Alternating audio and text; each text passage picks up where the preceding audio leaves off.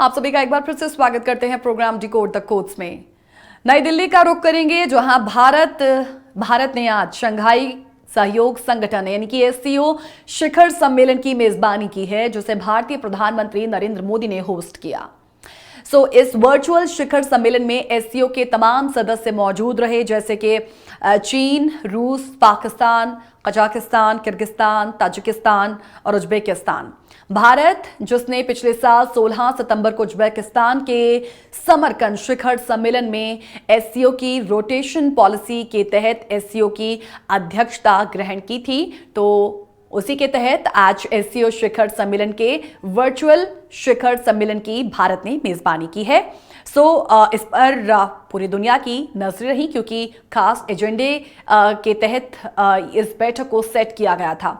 हालांकि पहले देखिए, ये जो शिखर सम्मेलन है वो व्यक्तिगत तौर पर होने वाला था, लेकिन पिछले महीने ही भारत सरकार ने इसे वर्चुअली करवाने का फैसला किया है।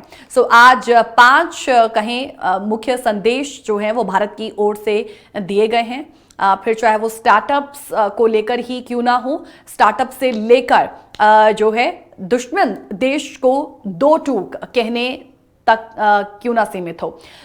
पीएम नरेंद्र मोदी ने एससीओ सम्मेलन की अध्यक्षता आज की है और अपने एड्रेस में उन्होंने कहा है कि हम एससीओ को एक फैलते पड़ोस के रूप में नहीं, बल्कि एक विस्तारित परिवार के रूप में देखते हैं। तो इस पॉजिटिव संदेश के साथ उन्होंने अपना आगे का जो संबोधन है वो जारी रखा, जिसमें उन्होंने भारत के लिहाज से भी कुछ महत्वपूर्ण बातें कही, चाहे वो आर्थिक विकास को लेकर हो, सिक्योरिटी को लेकर हो, कनेक्टिविटी को लेकर हो, एकता को लेकर हो, इसकी इंटेग्रिटी को लेकर हो, इसकी संप्रभुता को लेकर हो, या फिर क्षेत्रीय अखंडता के लिए सम्मान को लेकर ही क्यों ना हो। लेकिन इसके साथ साथ दो टूक भी जो है वो सुनाई गई है, फिर चाहे वो चीन के संदर्भ में कही गई बात हो या फिर वो पाकिस्तान के संदर्भ में कही गई बात ही क्यों ना हो। तो एक विस्तारित परिवार के रूप में देखते हैं, इस तरह से अपने संबोधन को वो शुरू करते हैं और उसके बाद सुरक्षा, आर्थिक विकास, कनेक्टिविटी, एकता, संप्रभुता और क्षेत्रीय अखंडता के लिए सम्मान और पर्यावरण संरक्षण एससीओ के लिए हमारे जो कहें दृष्टिकोण के पिलर्स क्या हैं, उस डायमेंशंस के पिलर्स क्या हैं, इस पर भी नरेंद्र मोदी ने अपनी बात की है। तो देखिए, इस बार एससीओ समिट वर्चुअली हुआ और समिट में रूस के राष्ट्रपति व्लादिमीर पुतिन भी मौजूद रहे, क्योंकि वैगनर मार्च के बाद जिस तरीके की सिचुएशंस देखिए रूस में बनी हैं, उसके बाद यहां पर पुतिन का शामिल होना यह भी अपने आप में बहुत सी बातें कह जाता है। हालांकि इसे हम आगे आपको जरूर बताएंगे कि इसके भी मायने क्या हैं। कुल मिलाकर यहां पर जिसकी उम्मीद की जा रही थी वो हुआ है, क्योंकि पीएम नरेंद्र मोदी ने परोक्ष रूप से इनडायरेक्टली पाकिस्तान पर निशाना साधा, और निशाना क्यों साधा गया होगा वो आप समझते हैं, क्योंकि आतंकवाद को लेकर, टेररिज्म को लेकर इस बैठक में दो टूक पाकिस्तान को सुनाई गई है।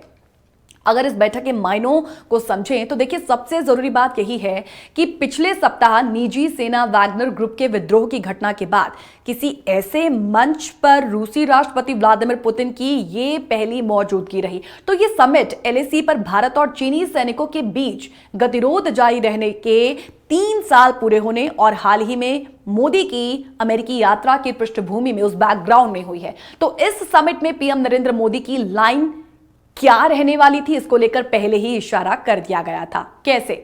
एससीओ समिट में पीएम मोदी की लाइन क्या हो सकती है, इसको भारत के विदेश मंत्री एस जयशंकर की बातों से समझा जा सकता था। दरअसल हाल ही में एस जयशंकर ने कहा था कि भारत किसी एक देश के साथ बंधा नहीं रह सकता, भारत एक वक्त में कई देशों के साथ रहना पसंद करता है। उन्होंने कहा था कि किसी एक देश के साथ बंधे रहना भारत के हित में है ही नहीं। तो वो जिस संबोधन के साथ शुरुआत की गई थी, वो जो बात है उनके संबोधन में सुनी जा सकती है, उसे समझी जा सकती है। एससीओ में शामिल देश रूस और चीन के बीच अच्छी दोस्ती है, तो वहीं भारत और रूस के भी संबंध जो हैं वो काफी बेहतर हैं। हालांकि इसमें शामिल 2 देश चीन और पाकिस्तान दोनों के साथ भारत के रिलेशंस पिछले कई सालों से बहुत ज्यादा तनावपूर्ण रहे हैं। तो पीएम मोदी के अमेरिकी दौरे के बाद इस समिट पर नजरें जो क्यों थी वो भी हम समझ सकते हैं। क्यों? क्योंकि इसमें चीन भी शामिल था और पाकिस्तान भी।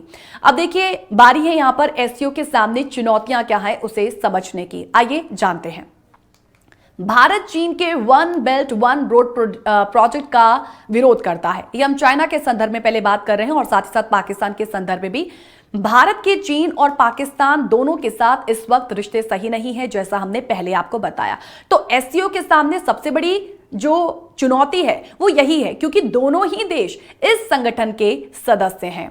देखिए, एलएसी को चीन के दबदबे वाला संगठन माना जाता है, तो इस संगठन को अमेरिका विरोधी संगठन माना जाता है।